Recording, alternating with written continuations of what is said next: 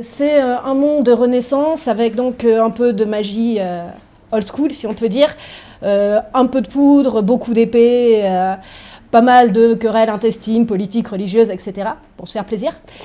Et ce monde renaissance se retrouve, on ne sait pas pourquoi, peu à peu, lentement, submergé par des océans qui n'arrêtent pas de monter.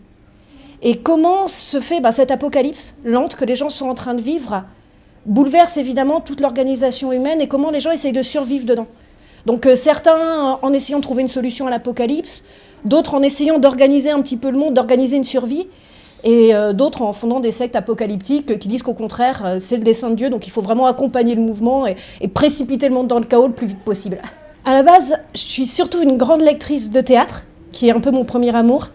Et ensuite, je suis venue à la science-fiction par Cristal qui songe, qui était dans la bibliothèque de ma mère, par Les Vents de Vogue, de Le Monde des Nonas. La fantaisie, au début, j'accrochais pas trop. Enfin, je lisais Tolkien, c'était bien, mais ça me touchait pas énormément.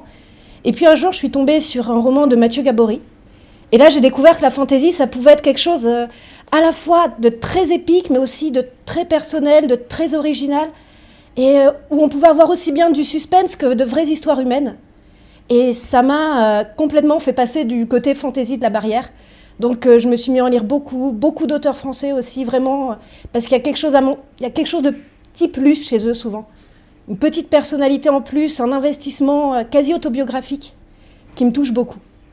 Quand j'écris, vraiment, ce qui me tient à cœur, c'est avant tout de raconter une histoire, de vraiment faire des montagnes russes pour le lecteur, de l'amener dans un ride où vraiment on passe d'une émotion à l'autre, où on est juste le temps de souffler, puis on repart et on a peur et on est ému et puis on souffle avec les personnages, mais on sait que ce moment de souffle, c'est qu'un répit qu'ils vont payer beaucoup plus cher par la suite parce que l'auteur est méchant parfois.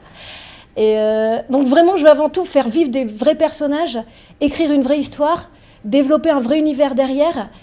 Et après, je pense que si l'histoire est bonne, si les personnages sont bons, comme de toute manière on vit dans le monde réel, le sens et le parallèle avec le monde d'aujourd'hui, il vient un petit peu tout seul, quoi, en quelque sorte. En tout cas, c'est pas quelque chose que je recherche à l'écriture.